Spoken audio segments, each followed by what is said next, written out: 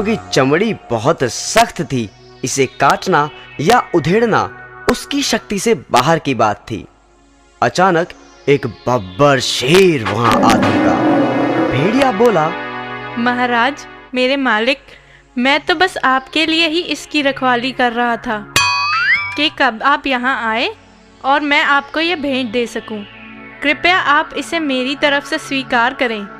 बब्बर शेर बोला, तुम्हारा धन्यवाद, परंतु तुम तो मेरा स्वभाव जानते ही हो कि मैं किसी दूसरे के द्वारा किए गए शिकार को स्वीकार नहीं करता।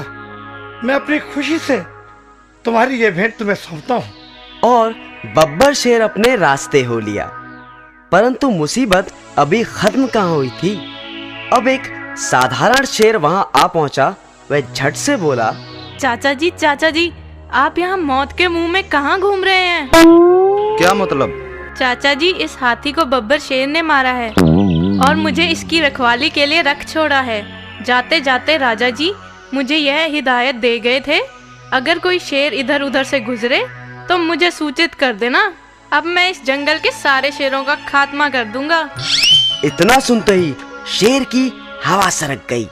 उसने कहा, मेरे प्यारे भतीजे, अब तो तुम ही मुझे बचा सकते हो। अगर मेरे बारे में तुम राजा जी को सूचित नहीं करोगे तो मैं बच जाऊंगा। अच्छा, तो मैं खिसकता हूँ। यह कहते हुए शेर रफू चक्कर हो गया। उसके जाने भर की देर थी कि एक चीता वहां आन पड़ा।